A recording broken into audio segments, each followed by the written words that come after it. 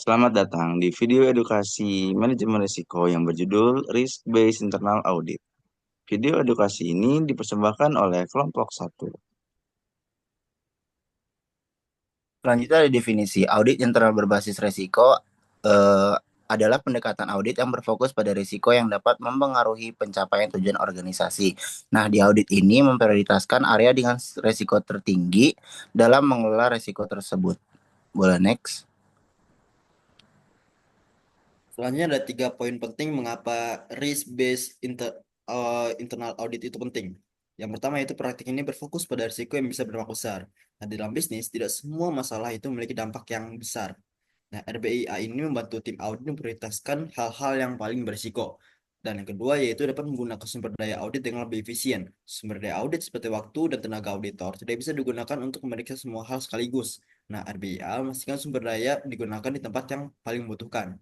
Terus yang ketiga, dapat membantu proses pengambilan keputusan dengan lebih strategis.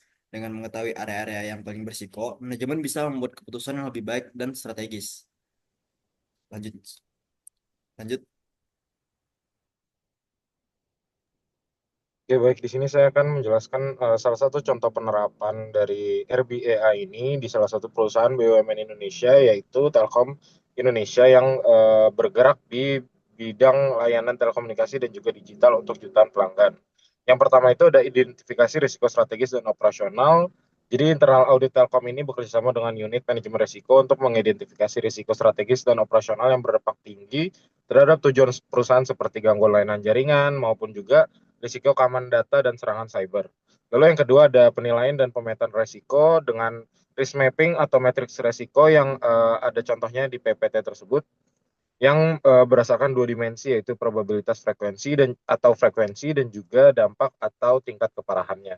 Nanti hasilnya digunakan untuk memetakan area dengan prioritas tinggi.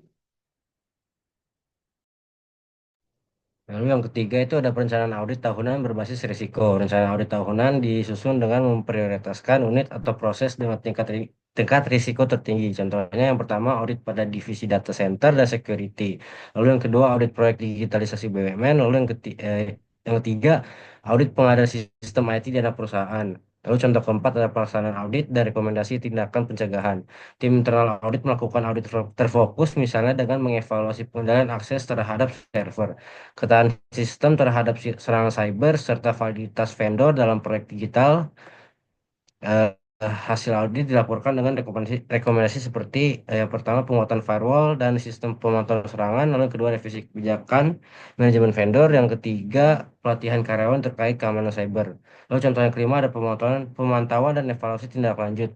Unit audit memantau implementasi rekomendasi oleh manajemen melalui sistem follow up audit.